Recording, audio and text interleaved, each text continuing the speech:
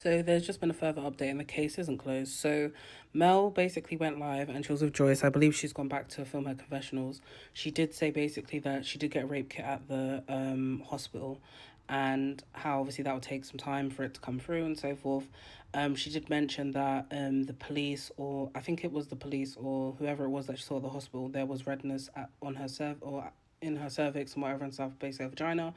And they obviously something had happened because she hasn't had sexual intercourse with anyone in 3 months. So that was cause for concern. Joce obviously said that she's blaming Lori and obviously her Trophy Bino for this. She highlighted the reason Joyce is blaming them is because obviously Lori should have taken Mel to her room and not left her alone. Obviously the room that Mel was left in was Hoodtrophy Bino's room, and he said, "Oh, you can take my room and I'll get another room," whatever the case was. Obviously she was drunk and stuff, but he still had access to the room. That is the issue here, despite him saying that he's got another room as well. So even when she was in and out of consciousness, there's no telling that he was in going into the room and whatever he was doing and so forth. So I'm not sure if he was the man in question that they claimed was in the room when she passed out and stuff, or was passed out. Then obviously Joyce is still saying that Mel should speak her truth online. Obviously Hoodtrophy Bino kind of ambushed Mel and they met up at the hotel that they were staying at, and obviously he was trying to pressure her to ask questions or answer questions and saying,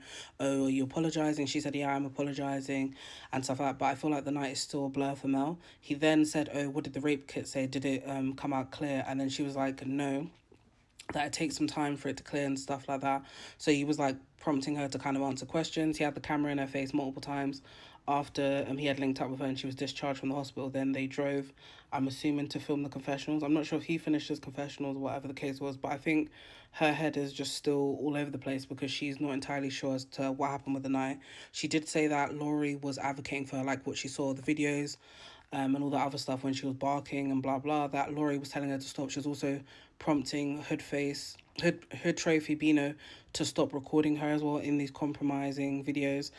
But she also did highlight, did highlight basically that it was weird that Lori and Hood Trophy Bino wouldn't give her own personal phone to her. Because obviously Joyce then said, yeah, that is kind of weird they didn't give it to you. And she said, yeah, they wouldn't hand her belongings basically. And Joyce is obviously alluding that maybe they didn't want her to call the police or anyone to highlight or notify anyone about what was going on in regards to like, another point that was made was that Joyce was alluding that they may have put something in her drink in regards to the amount of, to how drunk she was, because they said that they went to somewhere called Bar.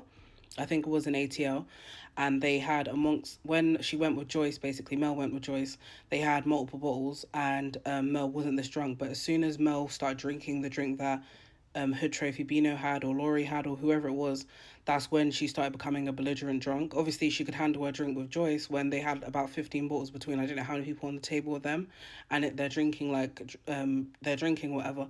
But now when she's now drank from them, there's been like some sort of enhancement in regards to whatever has allegedly been put in the drink.